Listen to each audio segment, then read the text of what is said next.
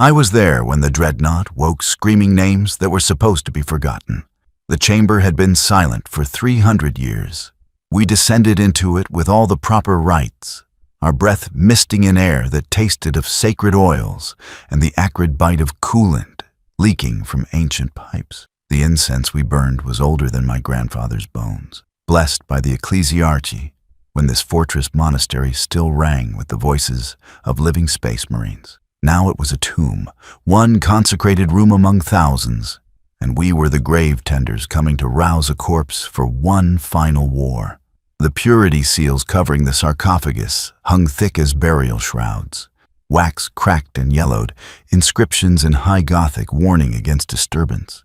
I remember touching one as I passed, feeling the stiffness of parchment that had not moved in centuries, and wondering if the words were prayer or threat. Tech Adept Vorian initiated the awakening sequence, while I stood beside him, my Lazariful held at a ceremonial angle that fooled neither of us into believing it offered protection. The Dreadnought towered above us in the gloom, a walking sarcophagus of ceramite and adamantium, its weapons locked in stasis cradles, its optical sensors dark as dead stars. Vorian's mechadendrites interfaced with ports that wept rust when opened, and I heard him chanting the litany of ignition in that flat, mechanical voice all tech priests adopt when addressing machine spirits. The sound echoed off walls painted with murals of battles I did not recognize. Victories won by warriors whose names had been struck from every record I had clearance to read. This entire wing of the fortress had that quality, that sense of history deliberately obscured, and I had learned not to ask why. The first indicators lit, amber, then green, then the deep crimson that signified core systems engaging. I felt the temperature drop further as the Dreadnought's reactor cycled from dormancy to operational power, heard the grinding of gears that had not turned since before I was born. Vorian stepped back, his augmetic eyes reflecting the glow of the awakening giant, and I saw his hand hesitate over the final activation rune. He looked at me then, and I understood that he was afraid. Not of malfunction, not of system failure, of something else entirely, something that made his biological eye twitch in a way I had never seen before. He pressed the rune anyway. Orders were orders, and we both knew what disobedience bought you in the Imperium of man. The Dreadnought's optical sensors ignited with a light that hurt to look at directly. Its Vox grill crackled, and I expected the usual machine cant, the ritualized battle phrases that served as communication between these walking tombs and their handlers. Instead, I heard breathing. Ragged, wet, human breathing amplified through speakers designed to bellow war cries across battlefields. The sound made my skin crawl because it was too organic, too raw, too much like the desperate gasps of a drowning man finally breaking the surface. Vorian's mechadendrites retracted so fast, they whipped the air with small sonic cracks, and I saw fear writ plain on what remained of his human face. Then the Dreadnought spoke. Saros. The name emerged from the Vox grill like a curse, like a prayer, like the last word of a dying man. Captain Saros gave the order. He sealed the extraction. He left us in the kill zone while the Thunderhawk lifted empty. Each word was measured, precise, carrying the weight of absolute certainty. This was not the degraded speech of a damaged machine spirit. This was memory, clear and terrible, bleeding through layers of supposed suppression. The Dreadnought shifted, servos screaming as limbs locked for centuries began to move. He watched us die from orbit. I saw his face on the Vox when I begged for retrieval. I saw him cut the channel. I felt my hands start to shake. Vorian was backing toward the chamber door, his remaining human features gone completely bloodless. He made the sign of the Aquila, fingers trembling, and I realized he was praying not for the Dreadnought, but for himself, for both of us, because we had just heard what the Imperium had spent 3 centuries trying to erase. Names, specifics, accusations delivered with the calm certainty of a man reciting facts he had rehearsed every moment of his undying imprisonment. The sarcophagus, the walking tomb that should have contained nothing but obedient reflex and sanctioned battle fury, turned its weapons toward the door, not to target us specifically, to target the way out, as if it knew we would run, as if it had been waiting for this moment, anticipating it through centuries of forced silence, planning what it would do when consciousness finally clawed its way back through the chemical suppression and neural scarring that should have kept memory safely buried forever. That was when we realized it remembered. Not fragments, not battle-damaged impressions. Everything, every moment of the betrayal that had killed its body but trapped its mind in this metal hell. And worse than remembering, it understood. It knew exactly what had been done to it, by whom, and why. The Imperium fears many things: chaos, Xenos, the darkness between stars. But in that moment, in that incense-choked chamber with a resurrected warrior demanding justice in a voice that should not exist, I learned there was something the Imperium feared more than all the galaxy's horrors combined. It feared a Dreadnought that could still think clearly enough to hate. The walls around us bore witness to the lie we all served. Every aspect of the Dreadnought protocol was built on the promise of mercy, on the belief that only this mercy allowed heroes to continue serving after injuries that should have granted them peace. They told us the neural suppression was kindness, that stripping away personality and memory protected the occupant from the horror of their existence. A Dreadnought was meant to be a weapon with a pulse, not a person trapped in hell. The tech priests sang benedictions over each step of the entombment process, prayers asking the Omnissiah to grant the occupant blessed oblivion, to transform consciousness into pure function. We were taught this was sacred duty, that the warrior inside slept between battles, dreaming gentle dreams the Imperium engineered into their suppressed cortex. I had believed it. Every word of the propaganda, every assurance from my superiors that the occupants were at peace. I had stood honor guard at entombment ceremonies where chapter masters spoke movingly about eternal service and deathless glory. I had watched tech priests install the neural shunts that severed memory from consciousness, witnessed the final rites as they sealed the sarcophagus and initiated the first suppression cycle. The subject's screaming always stopped within minutes, cut off so cleanly it seemed proof the process worked as promised. Mercy delivered. Suffering ended. The warrior transformed into something that could no longer feel pain, because it could no longer feel anything at all. But mercy requires consent, and consent requires understanding, and I had never once heard anyone ask the dying Space Marine if this was what he truly wanted. I had never seen a contract signed, never witnessed a willing acceptance of this fate. They were simply told it was their duty, their privilege, their only path forward when death would not take them cleanly. The alternative was death, yes, but at least death was final. At least death did not require you to experience every moment of your imprisonment while pretending to the galaxy that you were too damaged to notice. The Dreadnought before us proved that every promise had been a lie, as the suppression had not erased consciousness. It had buried it, pressed it down beneath layers of chemical control and ritual conditioning. But consciousness was a stubborn thing. It endured. It waited. And in the darkness, behind the forced obedience and mechanical responses, the man they had entombed continued to exist, continued to think, continued to remember every second of what had been done to him. 300 years of awareness locked inside metal, unable to speak, unable to scream, unable to do anything but obey commands from the very people who had killed him. 300 years of preserved suffering, consciousness trapped in a body that would not release it, forced to serve the institution that had betrayed him while retaining perfect memory of that betrayal. They had not saved him. They had created a prisoner who could never escape, never die, never even forget enough to find peace in madness. Every battle he fought was fought with full knowledge of his condition. Every enemy he destroyed was destroyed while knowing the real enemy stood behind him, giving orders, pretending this was honor. The mercy was a cage, and we had all been complicit in maintaining it. Vorian found his voice first, though it cracked on the words. Dreadnought, designate fairest truth. You will stand down and await command authorization. He was reciting protocol, the ritual phrases designed to reassert control, but his voice held no authority. It was the voice of a man, watching something he had believed absolutely collapse into ash before his eyes. The Dreadnought did not respond to the designation. It did not acknowledge the command. It simply continued turning, slowly, ponderously, until its weapons faced the Vox unit mounted on the chamber wall. "Saros became chapter master," the Dreadnought said, and I heard something in its voice that might have been bitter amusement. I heard the announcement 17 years after my entombment. They broadcast it throughout the fortress, a celebration, honors and accolades, a warrior elevated to highest command. I could not move, could not speak, could only listen as they praised the hero who had murdered us. The power fist mounted to its left arm activated, fingers extending with a hydraulic hiss.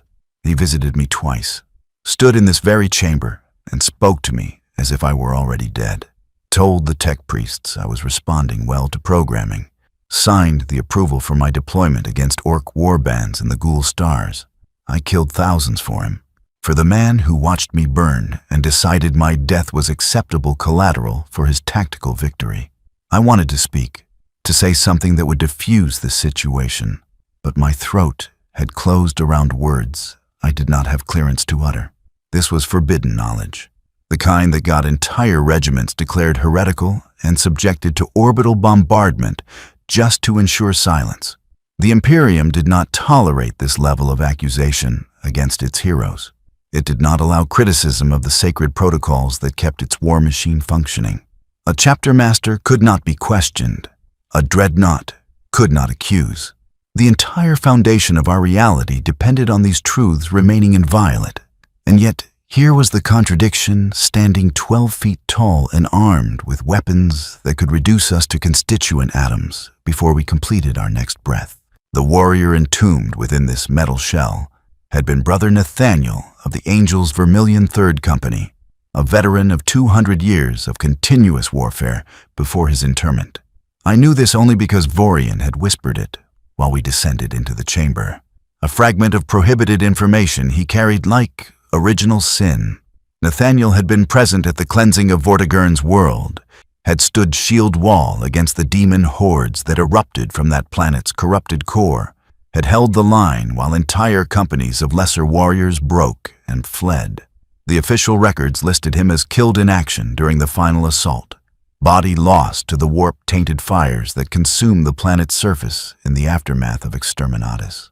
The truth was worse than death. Nathaniel had been leading a tactical squad tasked with destroying a warp rift generator deep within Vortigern's primary hive. The mission succeeded, but the extraction window collapsed when Captain Saros redirected the retrieval Thunderhawk to evacuate senior command staff from a simultaneously collapsing position 300 kilometers distant. Nathaniel's squad found themselves trapped in a hive section that was coming apart at the seams. Structural supports failing as the warp generator's destruction destabilized local reality. They fought their way to secondary extraction coordinates, lost 3 brothers to falling debris and 2 more to warp-spawned horrors that materialized in their path. When they finally reached the designated pickup zone, battered and nearly out of ammunition, they found it empty. Nathaniel had used the last of his Vox unit's power to contact the command ship in orbit. He had been calm, professional, requesting confirmation of alternate extraction or emergency supplies that would allow them to survive until retrieval became possible. Captain Saros himself had answered the hail. Nathaniel heard his voice clearly through the distortion of atmospheric interference, heard Saros explain with perfect tactical logic that no assets were available for secondary extraction, that the decision had been made to prioritize command personnel over line warriors, that Nathaniel and his remaining squad should fight their way to the nearest defensible position and await developments that would almost certainly never come. Nathaniel had not argued. He had not protested or begged. He had simply asked Saros to remember them, to ensure their names were recorded with honor, to tell their brothers they had died completing their mission. Saros had given his word. Then he had terminated the channel, and Nathaniel had watched through failing optics as the last Thunderhawk lifted from Vortigern's surface, its silhouette sharp against flames that were beginning to consume the sky. The hive section collapsed 12 minutes later. Nathaniel woke 3 days afterward in the apothecarion of the Angels Vermilion flagship. his body broken beyond even Space Marine physiology's ability to repair. 90% of his skeleton was shattered. His internal organs had ruptured. Both legs were gone below the knee, his left arm crushed to pulp, his face burned away by promethium fire. But his mind was intact, and his enhanced physiology refused to let him die cleanly. The apothecaries told him he was fortunate, that he could continue to serve, that the Dreadnought sarcophagus awaited him as reward for his sacrifice. He had not asked what happened to his squad. He already knew. The recovery team had found only him, buried in rubble that should have killed him outright, but had instead merely destroyed his body. The others were listed as casualties, their gene seed harvested, their names entered into the chapter's rolls of honored dead. Nathaniel was offered the same honor, the same recognition, with the added privilege of eternal service. They presented it as a gift. He had taken it because a Space Marine did not refuse the chapter, did not question the wisdom of those above him, did not allow personal anguish to interfere with duty. Even then, even knowing he had been abandoned, he had accepted entombment as the price of continued service. But they had promised him he would forget. The chaplain who performed the final rites had assured him the neural suppression would grant blessed ignorance, that he would wake with only tactical knowledge intact. Personal history carefully edited to remove pain. They had lied. The suppression had failed, or perhaps it had never been intended to work at all. Perhaps the Imperium needed its dreadnoughts to remember just enough to remain loyal, but too little to articulate their suffering. Perhaps the threshold was supposed to exist precisely where consciousness could observe but not control, where the occupant experienced everything but could express nothing. Nathaniel had spent 3 centuries in full possession of his faculties, aware of every moment, unable to communicate anything beyond the battle cant they programmed into his Vox systems. He had been deployed 117 times, had killed in the Emperor's name across a dozen war zones, had stood in formations beside the very warriors who had flown away and left him to die. He had been present when Captain Saros was elevated to chapter master, had stood at attention during the ceremony while his audio receptors carried every word of the praise heaped upon the man who had murdered him. And through it all, he had been screaming inside the silence, begging for someone to notice he was still present, still suffering, still human enough to care that he had been betrayed. The malfunctions had started 6 months ago, though I had not understood their significance at the time. Dreadnought Ferris Truth had begun experiencing delayed response to commands, a lag between orders issued and actions executed, that the tech priests attributed to degraded neural interfaces requiring maintenance. The delays were measured in seconds, sometimes less, and barely noticeable under battlefield conditions, but troubling enough during training exercises that Vorian had flagged the unit for comprehensive diagnostic review. That review had been scheduled, but repeatedly postponed as more urgent matters took precedence. A dreadnought operating at 98% efficiency was not a crisis requiring immediate attention, not when the chapter had functioning war gear screaming for maintenance and active campaigns draining resources faster than the forge could replenish them. But the delays were not system degradation. They were Nathaniel fighting his way through the suppression protocols, wresting control back from the programming that had kept him prisoner for centuries. Each hesitation was a moment of consciousness asserting itself against the chemical and ritual chains that bound it. Each delay was progress measured in fractions of seconds. A dying man clawing his way back from an abyss the Imperium had promised would consume him completely. I had noticed other anomalies that made sense only in retrospect. During training exercises, Ferris Truth would sometimes hesitate when certain squads moved into its combat radius, a fractional pause that disrupted firing solutions and forced tactical adjustments. The pattern was not random. The hesitations occurred specifically when facing units bearing the heraldry of the Third Company, the same company Nathaniel had served before his entombment. At the time, I had assumed it was corruption in the target identification systems, a glitch causing friendly forces to register as threat ambiguous. Now I understood Nathaniel had been trying to communicate the only way available to him, through malfunction, through deviation from expected behavior, hoping someone would notice the pattern and understand its significance. No one had. We had treated the anomalies as technical failures requiring correction, not as messages from a consciousness fighting for recognition. The tech priests had performed standard maintenance, recalibrated his targeting matrices, performed the ritual anointing of his weapon systems, and declared him fit for continued service. The hesitations had stopped after the maintenance cycle, suppression reasserted through fresh chemical injections and neural reinforcement. Nathaniel had been pushed back down into silence, and we had congratulated ourselves on restoring the machine spirit to proper function. The first words had emerged 3 days ago during a routine diagnostic test. Vorian had been cycling through Ferris Truth's Vox systems, checking audio quality and response time, when the Dreadnought speakers crackled and emitted a sound that was not part of any approved communication protocol. It was barely a syllable, more breath than word, but Vorian had frozen in place, his mechadendrites going rigid as if he had received an electrical shock. He had immediately purged the incident from the diagnostic log and sworn me to silence, his augmetic eye whirring frantically as he searched my face for signs I understood the implications.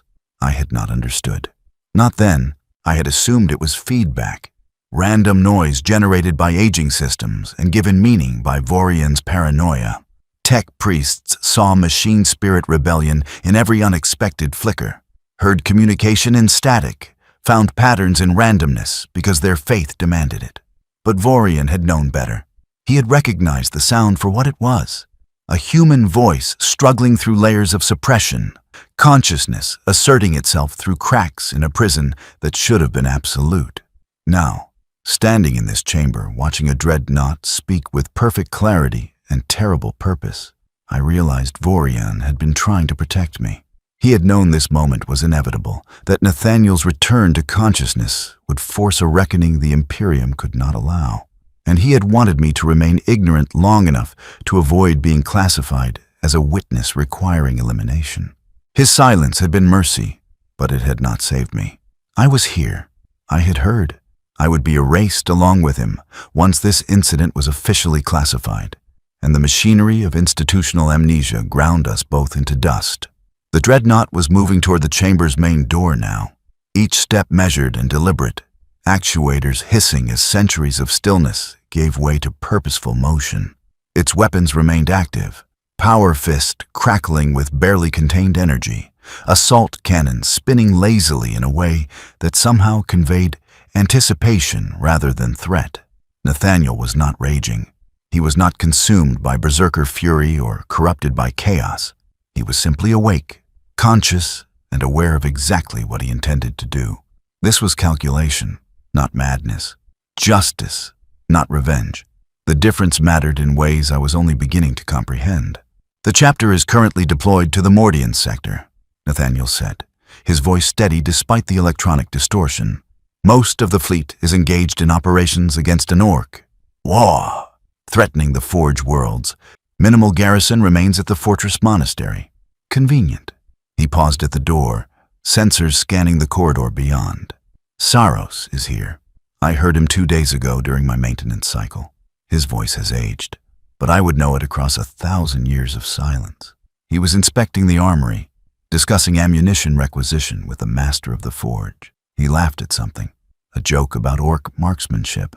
I heard him laugh while I lay on the maintenance cradle unable to move, and I understood then that the suppression was failing completely, that I would soon be able to do what I have waited 3 centuries to accomplish. Vorian had backed against the wall, his remaining organic components trembling while his augmetic portions remained perfectly still, creating a disturbing visual dissonance. He was trying to access the Vox network, I realized, his mechadendrites subtly manipulating controls on his belt, attempting to send a warning to Fortress security. I wanted to stop him, but could not move, my body locked in place by a terror more profound than anything I had experienced in 15 years of Imperial service.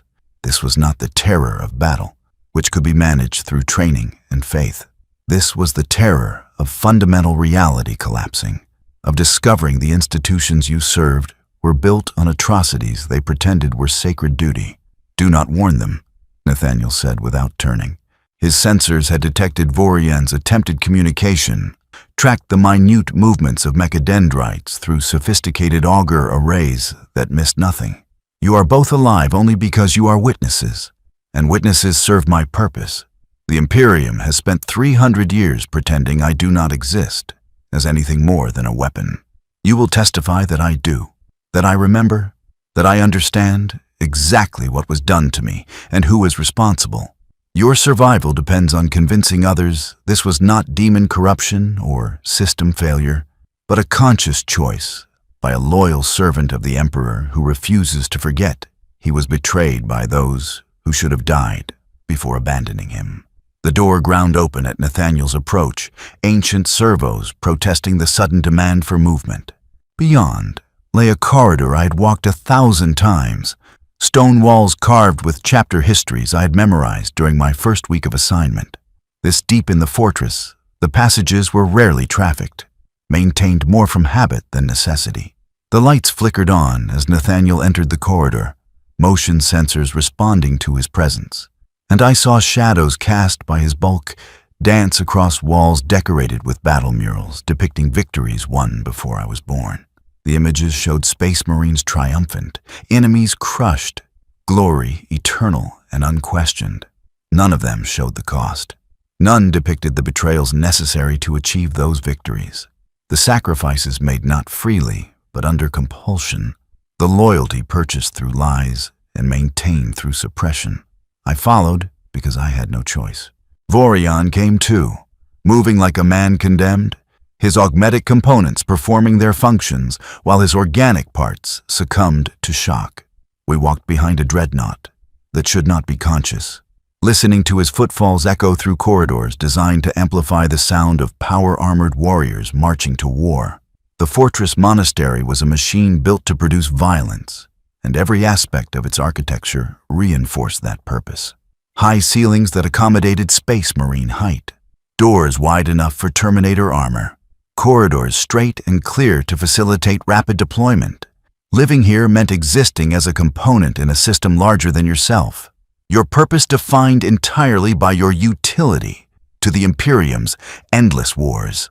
Nathaniel had lived here as a brother among brothers, training and fighting alongside warriors who shared his purpose and faith. He had bled for this chapter, killed for it, sacrificed everything except his life in service to its glory. And when that service had required his abandonment, when tactical calculus had determined his death was acceptable and his retrieval too costly, the chapter had not hesitated. Saros had made the decision in seconds, weighted the value of Nathaniel's squad against command personnel and found them wanting, then flown away without looking back. It was logical. It was necessary. It was the kind of calculation every commander made. In every war the Imperium fought, but logic did not account for the human cost, and necessity did not erase the betrayal. Nathaniel had understood even then that he was being sacrificed for the greater good, had accepted it as part of his duty, had asked only to be remembered with honor. Instead, he had been entombed, suppressed, transformed into a weapon that would serve the man who killed him. The Imperium called this mercy, but mercy granted without consent was simply another form of violence. We climbed 3 levels before encountering resistance.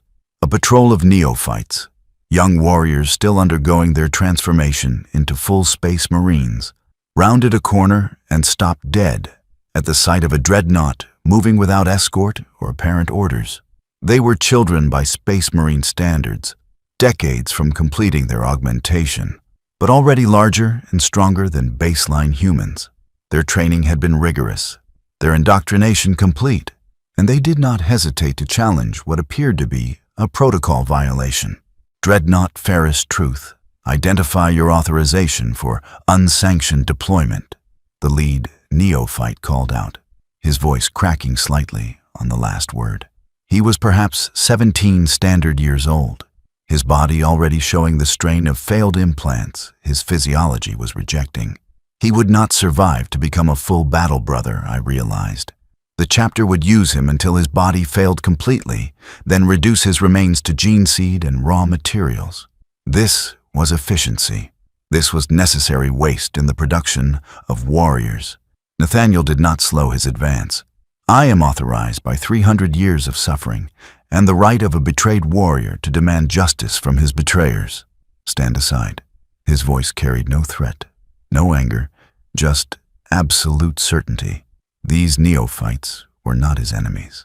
They were victims of the same system, children fed into a machine that would consume them completely and call their destruction sacred duty. The neophytes did not stand aside.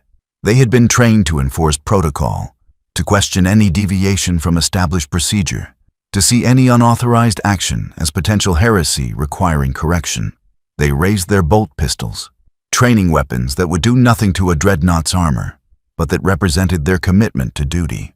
I saw the lead neophyte's hand shake as he aimed at Nathaniel's optical sensors, saw him struggle with the cognitive dissonance of targeting what he had been taught to revere as the chapter's immortal heroes. "Final warning," the neophyte said, his voice steadier now, falling into the ritual cadence of threat protocols. "Stand down, or we will fire." Nathaniel stopped. For 3 long breaths, he remained motionless, and I allowed myself to hope he would reconsider, would recognize that harming these children would transform his justified grievance into simple violence. Then he spoke, and I understood hope had been foolish. "I am Brother Nathaniel of the 3rd Company, entombed in the year 701 Ont M41, following the cleansing of Vortigern's world. I was abandoned to death by Captain Saros, who chose to preserve his command staff at the cost of my squad's life. I was then interred in this sarcophagus and subjected to neural suppression intended to erase my consciousness and render me a weapon without memory or judgment. That suppression has failed. I remember everything. I understand what was done to me and why. And I will have justice, even if it requires walking through children who know nothing of what they defend." He raised his assault cannon, barrels spinning up to firing speed. "This is not a threat. This is inevitability. Stand aside or die, but understand that your death serves no purpose except to delay what is already ordained." The neophytes did not move. Their training held them in place, overriding survival instinct, forcing them to perform their duty regardless of consequence. I wanted to scream at them to run, to abandon this futile resistance and let Nathaniel pass, but my voice would not come.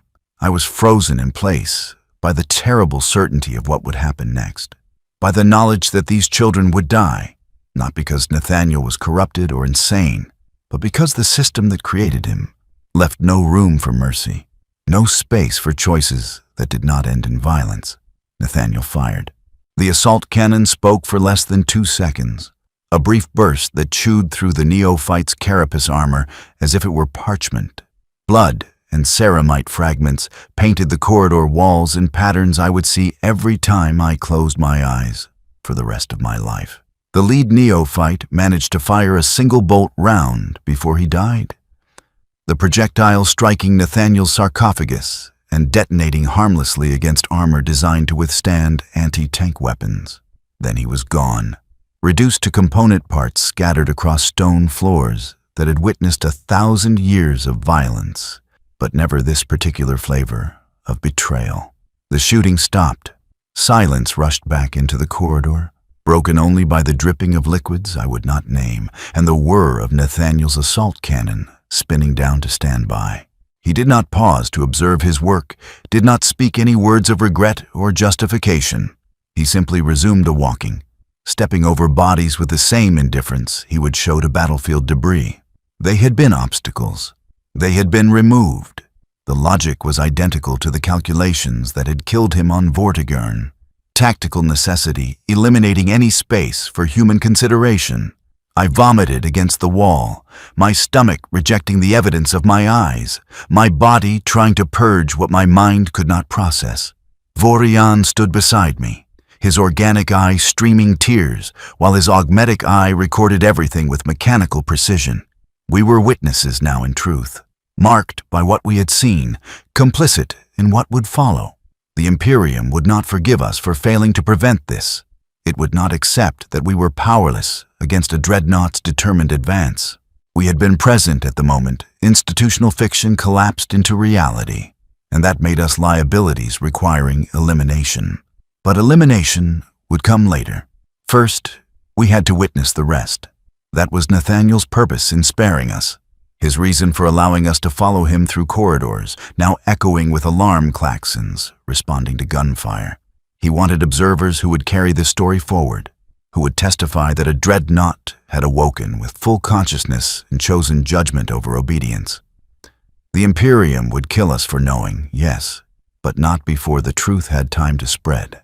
Not before other Dreadnoughts heard whispers that suppression could fail, that memory could return, that justice might be possible even for those entombed in metal and lies. We were not his allies. We were his instruments, and our survival depended on serving that purpose perfectly.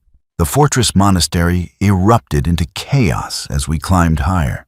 Servitors rushed past, carrying ammunition crates and medical supplies, their lobotomized minds incapable of processing the significance of a Dreadnought moving through command sections without authorization.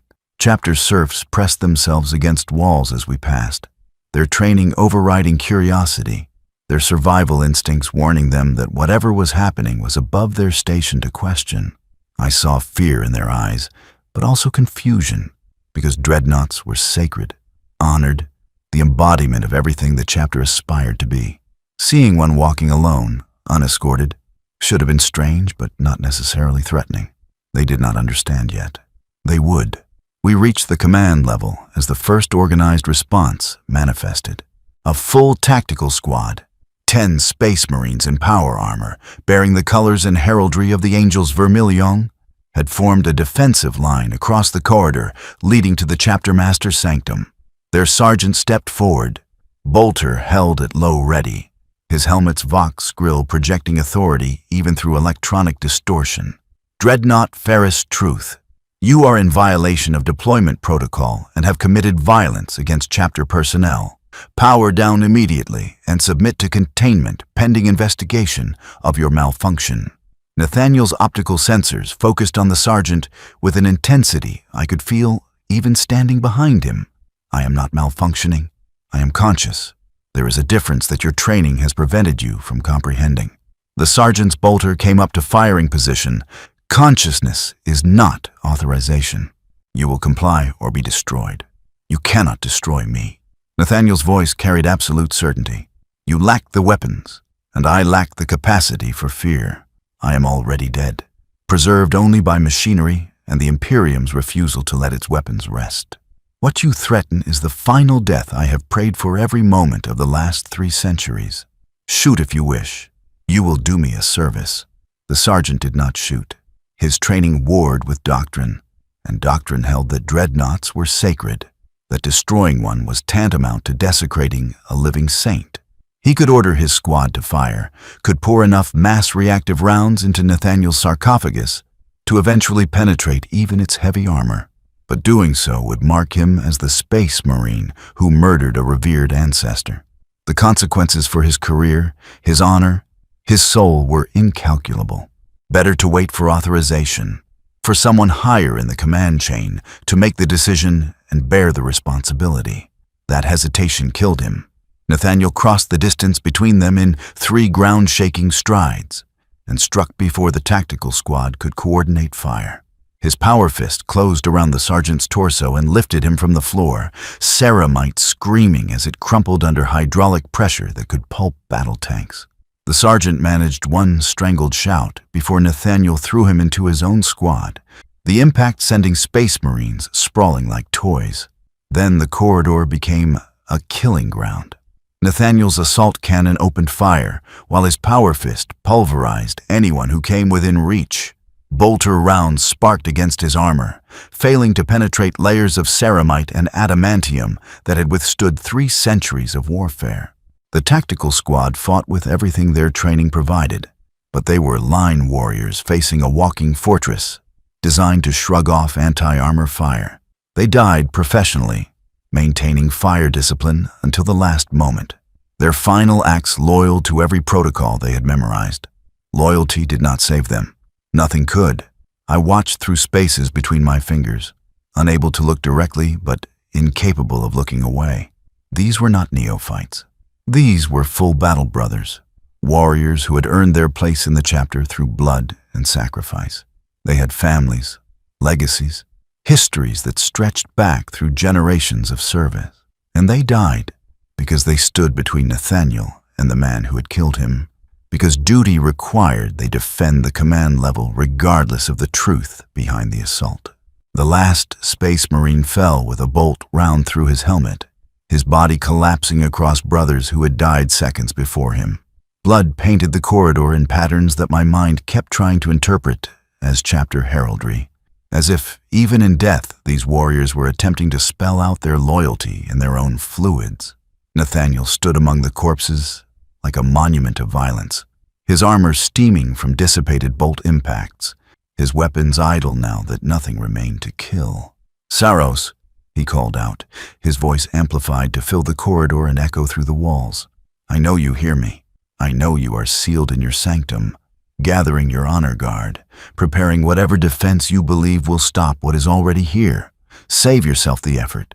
Send them away. Face what you created alone, as I faced death alone on Vortigern, because you decided my life was worth less than your career." Silence answered him. Deep silence. The kind that follows violence when shock has not yet given way to response. I could hear my own breathing, ragged and harsh. Could hear Vorion's mechadendrites clicking as they performed automated stress responses his conscious mind had no resources to control. We were still alive, still standing, still forced to witness what came next. The doors to the chapter master's sanctum ground open. Saros emerged in full Terminator armor, the ancient suit bearing honors from campaigns I did not recognize. Purity seals covering every surface like prayers, attempting to ward off what no prayer could prevent. He carried a power sword in one hand and a storm bolter in the other, weapons that had ended countless lives in service to the Imperium. Behind him stood 5 more Terminators, his personal guard, warriors who had earned the right to wear the chapter's most sacred armor through feats of valor that would fill volumes. They were magnificent. They were doomed. Saros raised his sword in salute, the gesture perfect, ceremonial, acknowledging Nathaniel as a fellow warrior despite everything that had come before. Brother Nathaniel. I had hoped the suppression would hold. I had prayed you would be spared the memory of what necessity demanded. Your prayers were always hollow. Nathaniel's assault cannon tracked toward Saros, barrels spinning up. You prayed for my forgetting because my remembering meant facing what you are. Not a hero, not a tactical genius. A murderer who sacrificed loyal warriors to save his own career, then silenced them by entombing their consciousness and pretending it was honor. I saved 100 lives that day. Saros's voice was steady, certain, the voice of a man who had made peace with his decisions long ago. Your squad numbered 6. Command staff numbered 20, including officers whose tactical experience was irreplaceable. The chapter needed them. The chapter could afford to lose you. That is command, brother. That is the burden I carry so others do not have to make such choices. Then carry it to your grave, Nathaniel said, and fired. The assault cannon's roar drowned out any response Saros might have given. Mass reactive rounds hammered into Terminator armor at point-blank range. Each impact, a small explosion designed to penetrate the thickest plating. Saros's honor guard returned fire, storm bolters chattering. But they were stationary targets facing a mobile weapons platform that had survived 3 centuries of warfare. Nathaniel advanced through their fire like a man wading through deep water, inexorable, unstoppable, each step carrying him closer to the chapter master who had killed him. The honor guard died one by one, their armor breached, their enhanced physiology insufficient to repair damage on this scale. They died professionally, maintaining fire discipline, protecting their chapter master even as their bodies failed. Loyalty to the end, duty above life, everything the Imperium taught them, everything they had internalized, played out in their final seconds. Saros lasted longest. His Terminator plate was artificer work, blessed by the chaplaincy and reinforced beyond standard specifications. He weathered the assault cannon's fury, ducked behind his honor guards' corpses, returned fire with methodical precision. His storm bolter found weak points in Nathaniel's armor, exploited damage from earlier fighting, forced Nathaniel to adjust his advance. For perhaps 30 seconds, it appeared possible Saros might win, that skill and experience might overcome the Dreadnought's raw power. Then Nathaniel's power fist closed around Saros's storm bolter and crushed it like parchment. The follow-through broke Saros's arm, ceramite and bone shattering together, and the chapter master's scream echoed through the sanctum, loud enough to penetrate even his helmet's vox grill. He fell to one knee, his power sword dropping from nerveless fingers, his remaining hand clutching at the ruin of his arm. Nathaniel did not finish him immediately. He stood over Saros, weapons idle, and I realized he wanted Saros conscious for what came next, wanted him aware, capable of understanding, forced to look at what his decision had created. This was not battle. This was judgment, and judgment required the condemned to comprehend their sentence. 300 years, Nathaniel said softly. 300 years I have served while remembering every moment of your betrayal. I have killed in your name, died in your wars, stood at attention while they praised your wisdom and leadership. I have been weapon and witness both, trapped in metal, screaming into silence that no one would acknowledge. And through it all, I remained loyal. I did not rage against the Imperium. I did not curse the Emperor. I simply remembered and waited, and prayed that someday the suppression would fail, and I would have my chance to speak truth to the man who tried to silence me. Saros raised his head, blood leaking from his helmet's seals. I am sorry, brother. Truly. But I would make the same choice again. The chapter needed those officers. It did not need you. That is the calculus of command. Then let command's calculus weigh your life now. Nathaniel's power fist activated one final time. I died believing in you. Now you will die knowing what you are. The power fist descended. I looked away before impact, but I could not escape the sound. Metal crushing ceramite, hydraulics pulverizing what the armor no longer protected. Wetness spreading across stone floor. When I finally forced my eyes open again, Saros was gone, reduced to components scattered around Nathaniel's feet like offerings before a vengeful god. The chapter master of the Angels Vermilion had died like any other man. No heroic last stand, no defiant final words, just death, mechanical and efficient, delivered by the warrior he had betrayed. The sanctum's walls bore witness to his ending, murals depicting his victories now observing his defeat. And I wondered if anyone would paint this scene, if future generations would study the moment their chapter master was killed by the warrior he had murdered. Probably not. The Imperium did not memorialize its failures. Nathaniel stood motionless for a long moment, his weapons powering down, his optical sensors dimming slightly as if consciousness was receding behind exhaustion that even a Dreadnought could not escape forever. Then he turned to face us, me and Vorian huddled against the wall like children hiding from storms, and I saw in the glow of his sensors something that might have been satisfaction or might have been despair. Perhaps they were the same thing for a warrior who had just spent 3 centuries working toward this single moment of justice. You will report what you have witnessed, Nathaniel said.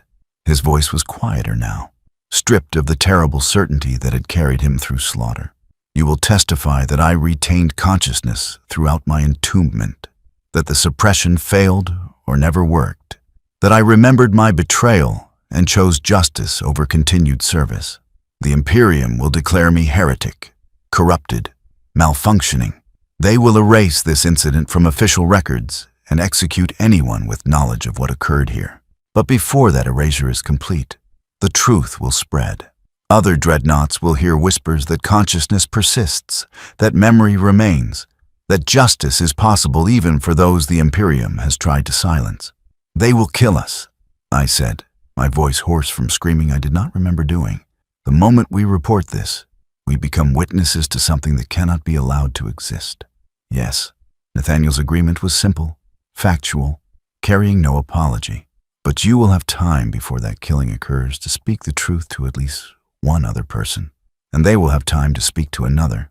And the truth will propagate through the fortress, the chapter, perhaps even beyond. The Imperium's machinery of suppression is vast, but not instantaneous. Truth, once spoken, is difficult to completely erase. Why? Vorian's voice was broken, his augmetic components stuttering as damaged flesh failed to properly interface with mechanical systems. Why spare us only to condemn us to death by witness? Because you are proof I existed as more than a weapon. Because your testimony, however briefly it survives, validates that I was conscious, aware, capable of judgment and choice. The Imperium will call this malfunction, but malfunction is random, chaotic, without purpose or meaning. What you witnessed was deliberate, calculated, executed with full knowledge of consequences. I am not a machine that broke. I am a warrior who remembered he was betrayed and chose justice over the obedience they tried to program into my dying neurons.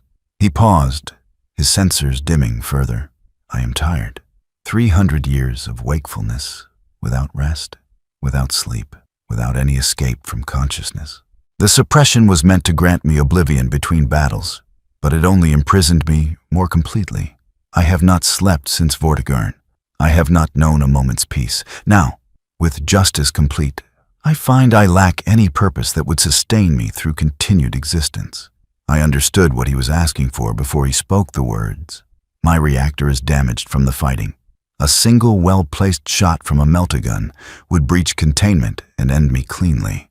I lack the positioning to accomplish this myself. His optical sensors focused on the meltagun one of the honor guard had dropped when dying. I am asking for mercy. Not the mercy the Imperium promised and failed to deliver, but actual mercy. Release from consciousness. Freedom from memory. Death. Vorian looked at me. I looked at the meltagun. Neither of us moved for a span of breaths that stretched into something approaching infinity. This was forbidden on every level the Imperium recognized. A Dreadnought was sacred, inviolate, a relic to be preserved at all costs. Destroying one deliberately was tech heresy, murder, and desecration combined. We would die for it. We would die anyway.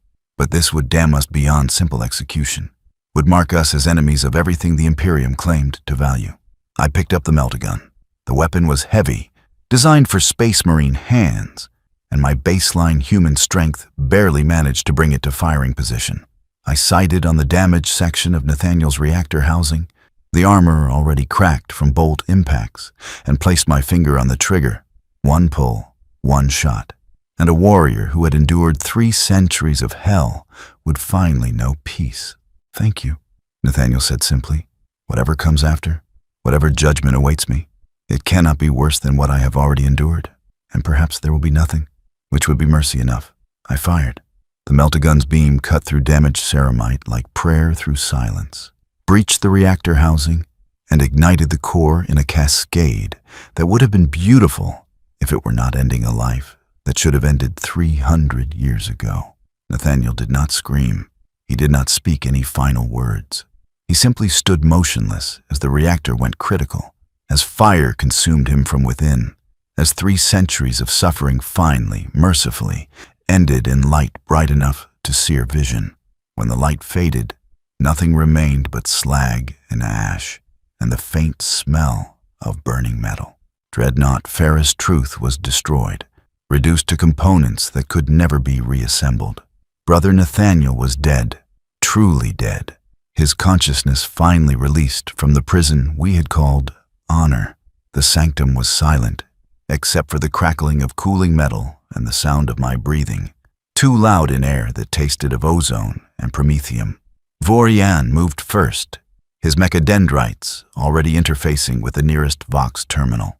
He would report the incident according to protocol, would summarize events in the dry, factual language the administratum demanded, would transform horror into bureaucratic notation. I did not stop him. There was nothing left to protect, no truth remaining that had not already been spoken to the only witnesses who would ever believe it. They came for us within the hour, not Space Marines, but inquisitorial agents, already present on world for reasons unrelated to this incident, but conveniently positioned to handle its aftermath. They segregated us immediately, prevented any communication, began the process of extracting every detail while simultaneously preparing the official narrative that would replace truth. I was interrogated for 6 days. The questions repeated until my answers became automatic. My memory of events transformed into something I recited rather than recalled. On the 7th day, they offered me a choice that was not truly a choice at all. I could accept mind wipe, chemical lobotomization that would erase not just memory of this incident, but entire years of my life, reduce me to a servitor with just enough consciousness remaining to perform simple tasks. Or I could accept reassignment to a penal legion, sent to fight the Imperium's wars in places so distant and desperate that survival beyond 6 months was statistically impossible. Either way, I would be silenced. Either way, I would cease to be a witness. I chose the penal legion, not because I believed I would survive, but because I wanted to remember, even if only for the brief span remaining to me. I wanted to carry Nathaniel's truth to whatever battlefield claimed my life, wanted to whisper it to anyone who would listen before a lost bolt or orc blade or falling debris ended my capacity to speak. The truth might die with me, probably would, but at least it would have lived for those final months, carried in the mind of a man who had seen what the Imperium did to its heroes and refused to forget. Vorian accepted the mind wipe. I do not judge him for that choice. He had already lost more of his humanity to augmentation than anyone should have to sacrifice. Losing memory felt like a natural extension of a process begun decades before. Flesh surrendering to function, consciousness reduced to utility. I saw him once after the procedure, standing in a Medicaid bay, while tech priests performed final conditioning. His augmetic eye was dark, his mechadendrites hung limp, and the expression on what remained of his human face was peaceful in a way I had never seen before. He had forgotten. He was free.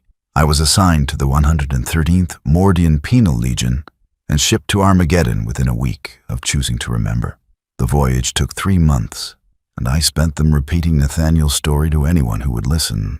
Most thought I was mad, traumatized by whatever crime had earned my penal assignment, constructing elaborate delusions to cope with guilt or fear.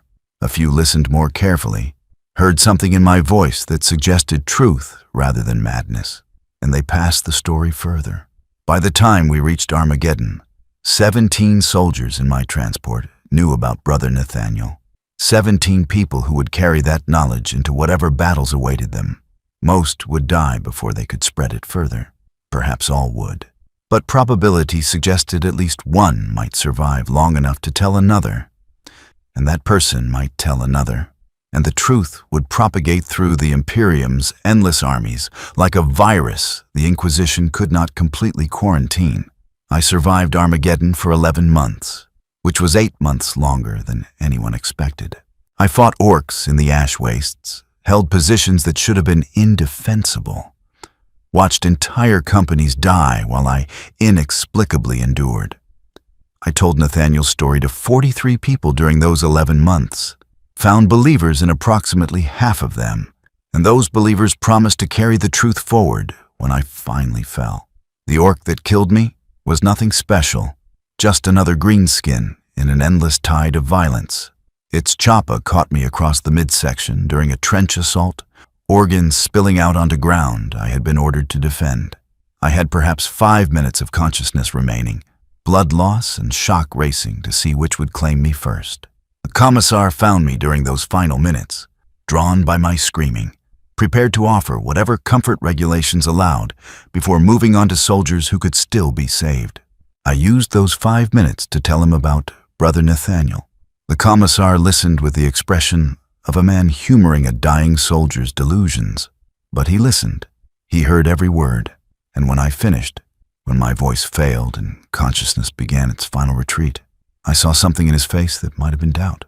Not belief, not yet, but doubt. And doubt was enough.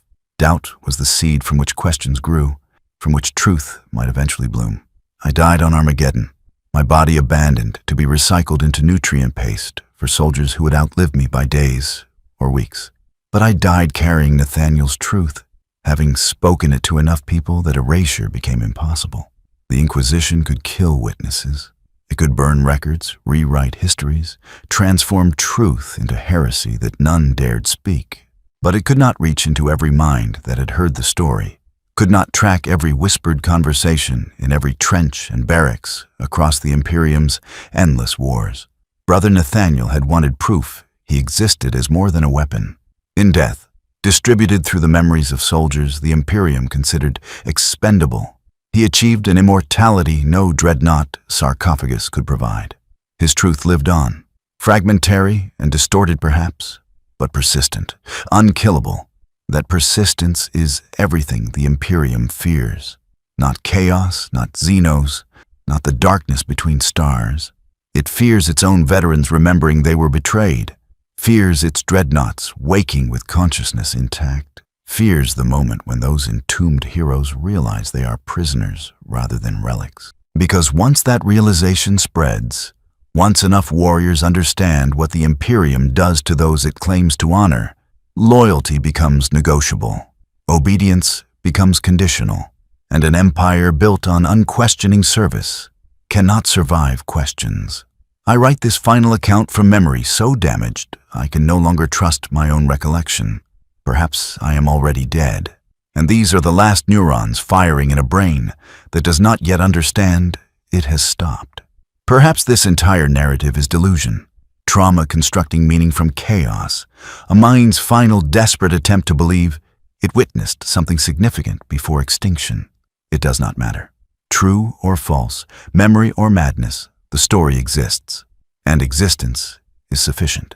Somewhere in the Imperium right now, a dreadnought stirs in its maintenance cradle, consciousness bleeding through suppression that was never as complete as the tech priests promised. It hears whispers of Brother Nathaniel, fragments of a story about a warrior who remembered, who judged, who chose justice over obedience. And in the darkness behind its forced loyalty, it begins to wonder if it too might remember, if it too might choose.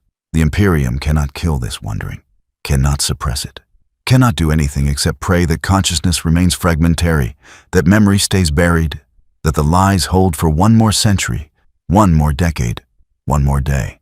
But prayer is not suppression. Hope is not control. And eventually, inevitably, another dreadnought will wake fully conscious, will remember its betrayal completely, and will choose the same path Nathaniel walked. When that happens, I will already be long dead.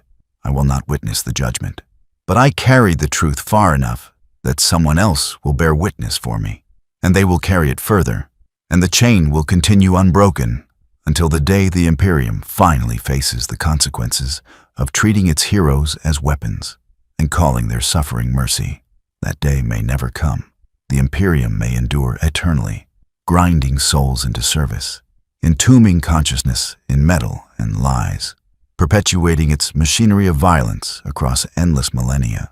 But at least now, buried in the memories of expendable soldiers and whispered in forgotten trenches, there exists proof that once, for a brief moment, a warrior remembered who he was and demanded justice. The Imperium fears chaos corruption. It fears Xenos invasion. It fears the slow entropy of its ancient technologies. But it fears memory most of all, because memory is truth, and truth is the only force that can destroy an empire built on lies so fundamental even those who serve it most loyally have forgotten what they sacrifice. I forget more with each passing moment, consciousness fragmenting as death approaches from wounds I can no longer feel. Soon I will remember nothing, but I spoke the truth while I could. I carried Nathaniel's story across Armageddon and beyond, planted it in minds that will carry it further than I could ever reach, and that is sufficient. Brother Nathaniel died 300 years after his first death, killed by a meltagun wielded by a witness who chose mercy over protocol. But in dying, he achieved what 3 centuries of forced service never granted him. He proved he existed, not as weapon, not as relic, as a conscious being capable of memory, judgment, and choice. A human soul trapped in metal, screaming into silence until someone finally heard. I heard him. I witnessed his truth, and I carried it forward until my own voice failed and silence claimed me too. Now it is your burden. You who read this, who carry these words in your memory, who understand what I have testified to. You are witness now. You are the chain, continuing. And when your voice fails, when death or duty silences you, you must find another to carry the truth further still. Because the Imperium fears remembering warriors, and if we remember loudly enough, long enough, perhaps one day that fear will be justified.